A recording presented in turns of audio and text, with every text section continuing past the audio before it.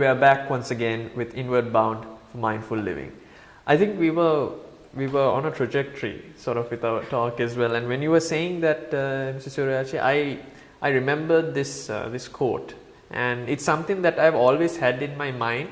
Whenever something disappointing happens, I always think about it so that I know that it's a learning experience.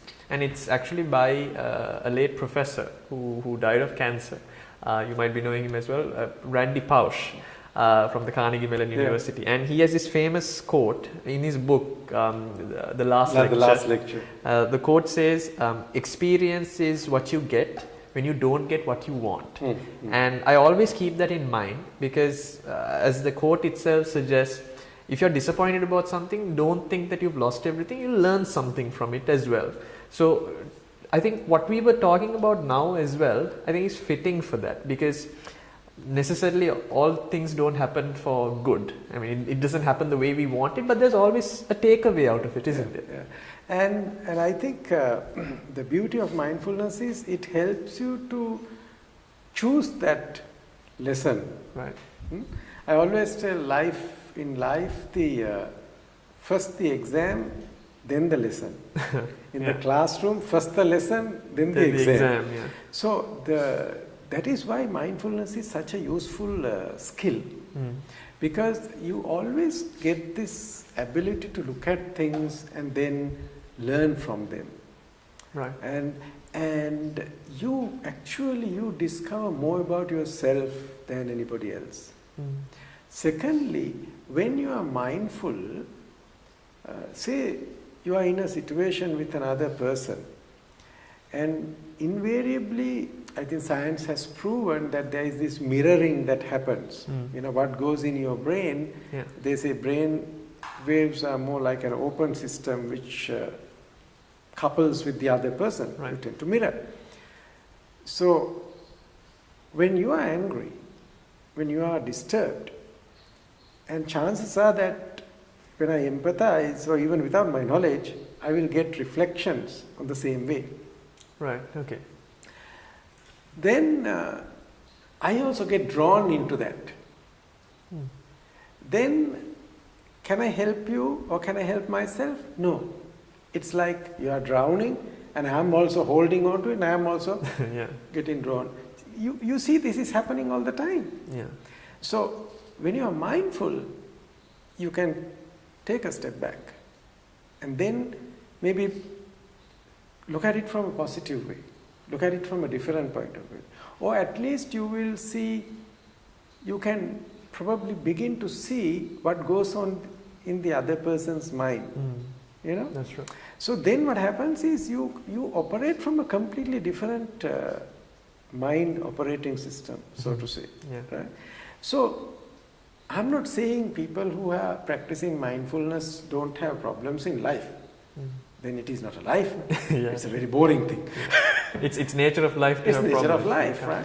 But what happens is you can approach it slightly differently, and you begin to see there's another very important thing that when you keep on practicing. See, when you start watching your breath, see what happens is you start watching your breath, and then you suddenly find, oh, I'm not watching my breath, I'm thinking of something else. Sure. Then you start looking at your thoughts, and they also realize they come and go.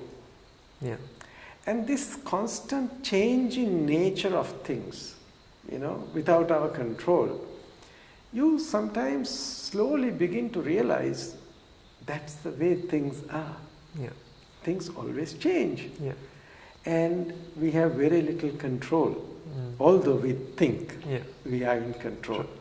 We tend to think that we can control, and we try to control, and as a result, we create enormous amount of problems to ourselves.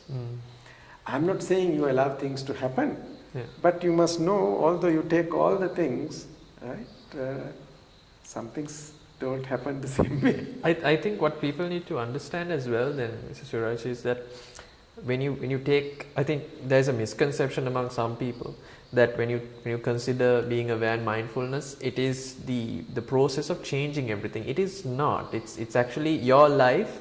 you become aware of everything, every little detail of it, so that you can learn from it, right? It's not something that you can start in the hopes that, okay, your life is going to completely change overnight. That's not the whole point of it, I think. I think that's a very good point that you mentioned, because sometimes people expect, dramatic changes.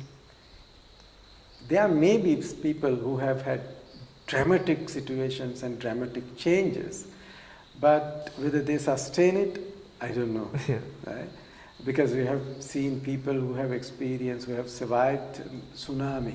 Yeah. They have seen, they lost everything. But sometime back, later, they go back to their habitual way of doing it. Yeah. But if you constantly practice mindfulness, what happens is these things becomes what I've been saying, your life insights. So once it is your own experience and you have realized this is how things happen and it becomes an insight, you begin to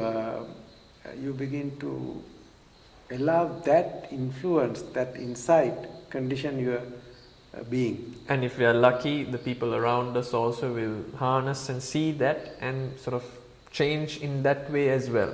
I think I was about to say this because a lot of the time we expect others to change without we changing. True.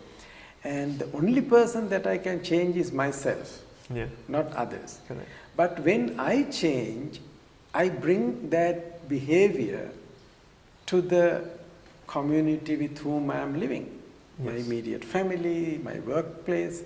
Then they experience it, and then it tends to change. Correct. Yeah. That's how you change the world. Yeah. Otherwise, you don't want to change yourself, but you want a major change.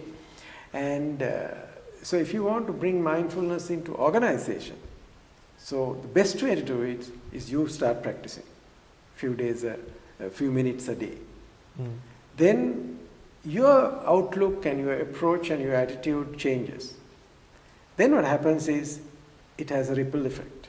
And you tend to proliferate it among those around you as well. It's like when you are happy, chances are that it influences the others. Yes, that's true. And when you are agitated, angry, you create a bit of a, not that everybody will get angry. But it will get permeated It's throughout. permeated, it creates a very negative atmosphere. But if you are very authentic and jubilant, that's the kind of environment you want people to work. That's the kind of environment you want to be at home. And I think on that note, we have to take a quick break, but let's explore a bit more. So we'll be right back.